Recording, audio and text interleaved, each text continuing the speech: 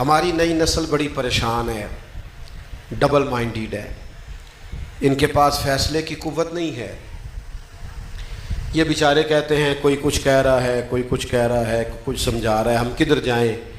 بزرگوں کی ذمہ داری ہے کہ انہیں کہیں اور نہ جانے دیں، دروازہ رسول پہ لائیں، ان کی حضور کے بتائے ہوئے اخلاقی اصولوں کے تحت تربیت کریں۔ نوجوانوں سے صرف 2-3 باتیں عرض کر کے بات کو سمیٹوں گا۔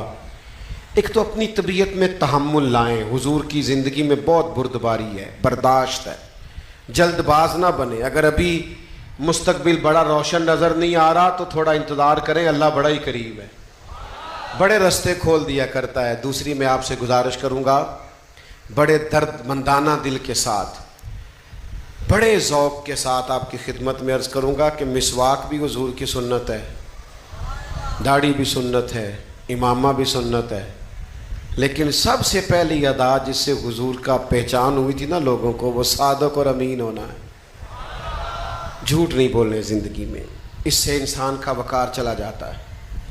بددیانتی نہ کریں، اس سے اخلاقی زوال پیدا ہوتا ہے۔ رزق کمانے کا شارٹ راستہ نہ تلاش کریں، آپ اپنے آپ کو بیکار محسوس کریں گے۔ محنت کے بل بوتے پہ آگے جائیں، یہی